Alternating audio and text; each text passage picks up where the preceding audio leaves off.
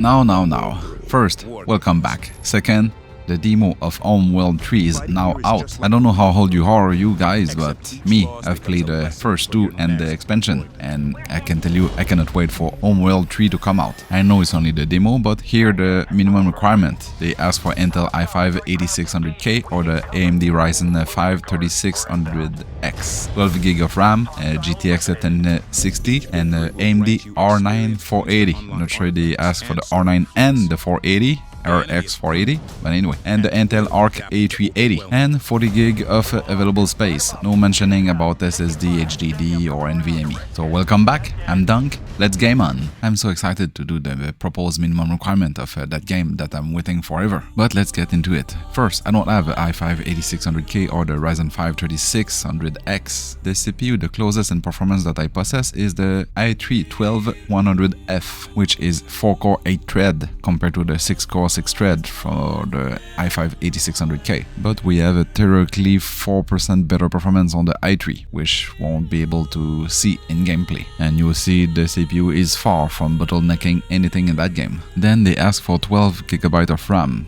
which is weird, so I'm going to use 16. And for the GPU, I have the GTX1060 6GB. I also have the AMD RX480. I don't know which R9 they are referring to though. They don't mention either which resolution, so I'm guessing it will be 1080p. They don't say which FPS either, but for this kind of a slow-paced game, I would say 30 FPS. I've played two missions with each card with a different background or different lighting. So we're playing at 1080p, and the settings is set at medium with the auto detection of visual quality. Also going to play the video in fast forward because the game is really slow pace. You won't see much in a couple minutes of gameplay. So the first test is with the 1060 6GB, and we have 76 FPS average, having high of 89 and low of 60. That's a nice result for a minimum requirement. We are at 1080p and higher than 60 FPS, and that is without using any FSR or resolution scaling.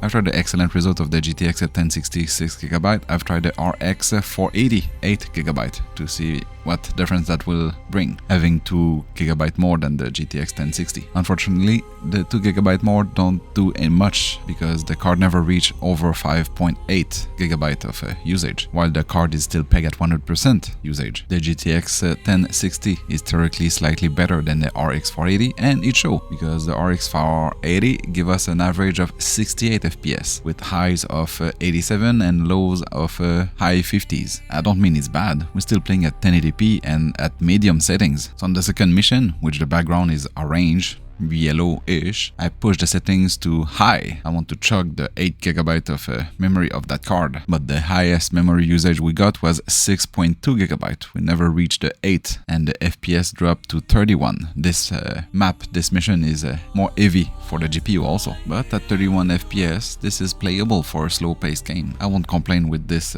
kind of result. By the way, that mission on medium, the 1060 and the RX480 get an average of 48 FPS and 45 FPS respectively. On that note, the GTX 1060 6GB and the RX480 8GB, when using at high, we never reach 6GB beside the RX480 once, but most of the time we're at 5.2 to 5.6GB of usage on the VRAM. So what will happen if you drop a GTX let's say 970, which only have 4GB of VRAM? I will say to you, believe it or not, we still playing at 44 FPS at high settings 1080p. This is highly playable on the blue map, blue lighting.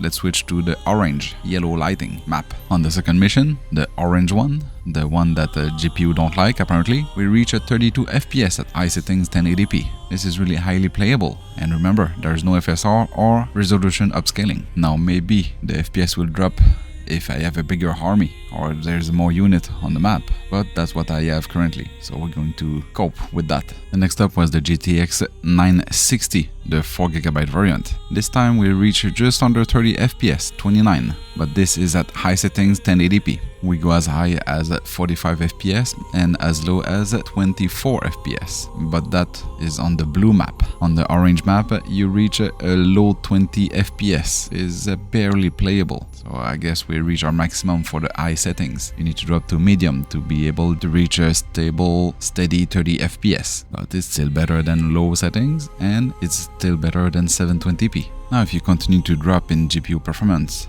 like the GTX1060. This is a 2GB card. Now obviously you cannot put as much asset in a 2GB of VRAM, so I dropped the settings to low but kept 1080p. On the blue map, blue mission, we reach an average of 44 FPS. This is quite playable, but anything you get a close-up, it'll look ugly. Like if you close up to any spaceship or any debris or asteroid, it's like the texture never load. Everything seems smooth as a baby seal. And when you reach the second mission, the orange mission, orange map, it's even worse. You get 25 FPS. And there isn't that much a unit on the map.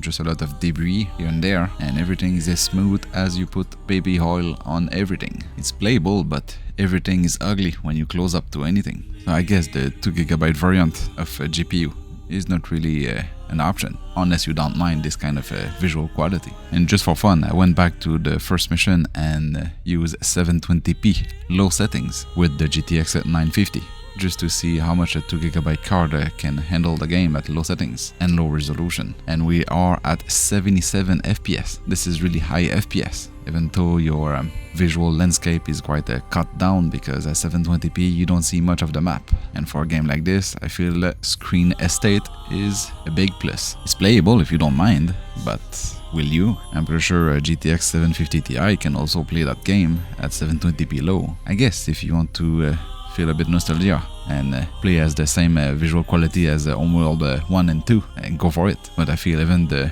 remaster look better than the low settings on this one. Since the GPU is somehow done, let's look at the CPU, because for the entire testing, the i3-12100 was underutilized, was averaging a usage of a mid-20 to mid-30s, so we definitely can drop a CPU performance. And let's start up with the first gen i7-920, back at 1080p and medium settings with auto detect of settings. We reach a 64 FPS for that old i7. The highest CPU utilization was in the mid-70 with an average of 55% of utilization. I was also back to the GTX 1060 6GB. I just want to see where is going to be a bottleneck, I mean which CPU. And you can play on the i9-920 if you pair that with the GTX 1060. On the second mission, the orange one, we reach an average of 45 FPS, with the CPU usage was reaching in the high 70, low 80. You can see the CPU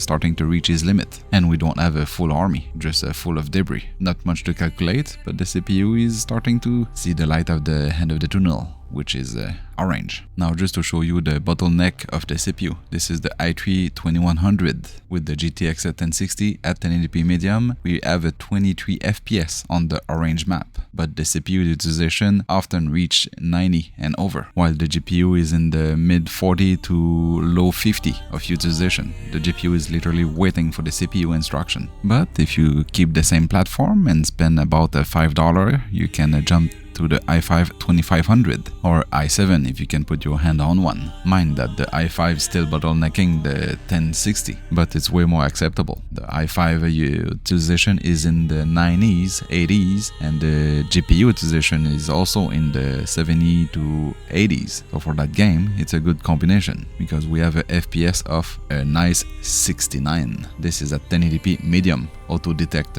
settings. Even on the second mission, the orange one, the CPU and GPU are a nice pair again together, both reaching 99% of utilization here and there, but averaging 70 to 80% of usage on both. Still at 1080p medium, this time we reach 51 FPS, so highly playable. Still, this is the demo, not the full game, so maybe there will be some update on the minimum requirement, a proposed requirement. We'll know when the game came out on March 8th. I'll make another video at that time to make sure that the proposed minimum requirement is the real minimum requirement. There's no winner settings for this time because the game is not out. This is only the demo, but I hope this gives you a good idea if the game will be playable on your PC. Thanks to have come watching, and see you on the next one. And subscribe.